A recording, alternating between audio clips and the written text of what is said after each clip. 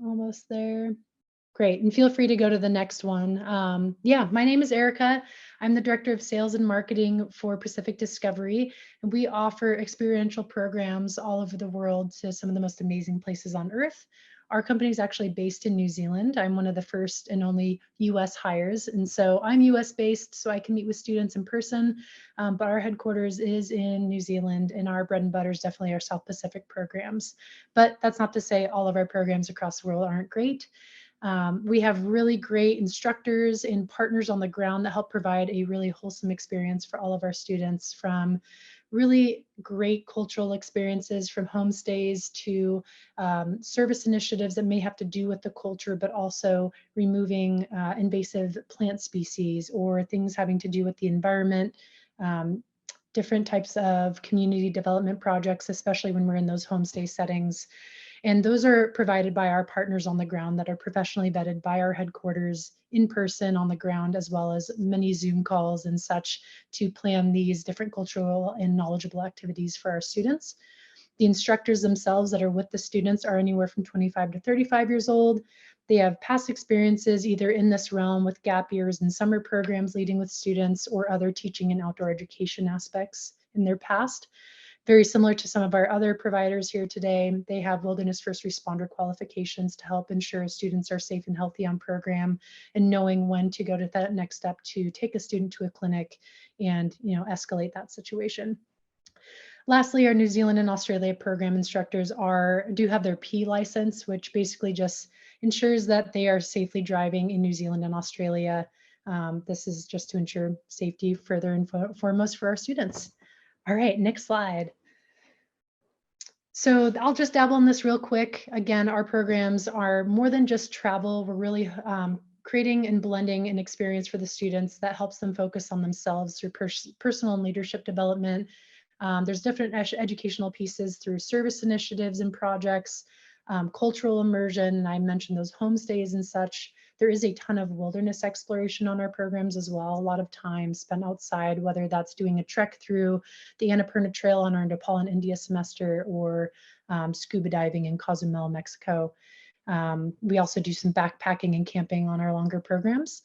But today I'll be speaking specifically to our summer programs. So we're really just trying to make the world a better place and help our students to find themselves, and also what that means within a very global society.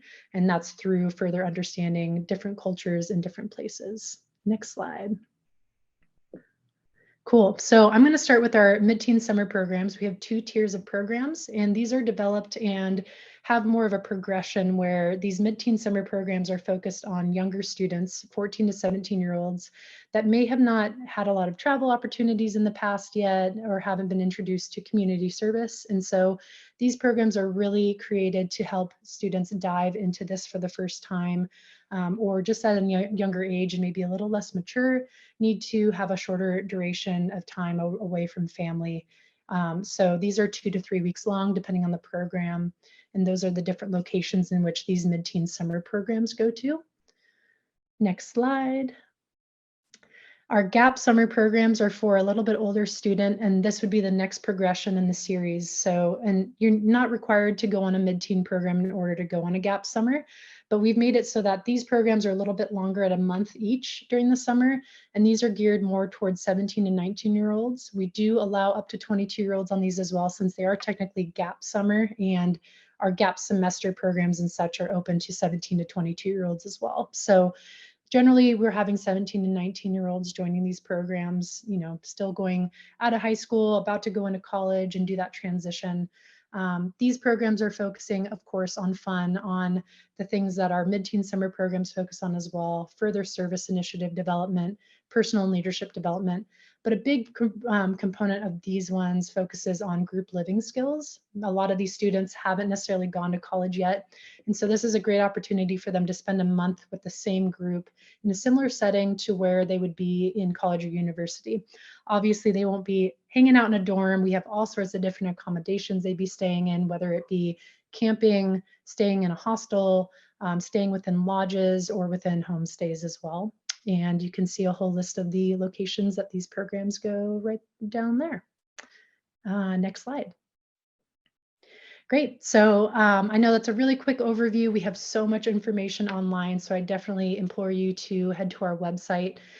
We have more photos and videos online, and all of our previous programs at this point have Facebook albums. So if you head to our Facebook, you can see a bunch of photos that students themselves have uploaded to our Google Drive that we then post on Facebook for them. You can also speak with one of our advisors. I'm standing in for our admissions director right now. She'll be back on Monday, but I've been chatting with families all week, discussing these different summer programs. And yeah, feel free to apply online. We have an availability page as well, so you can see how many students are on a program and how many spots are left still. But definitely check out our website and let us know if you have any questions. All right. Thank you so much, Erica. And let me stop sharing.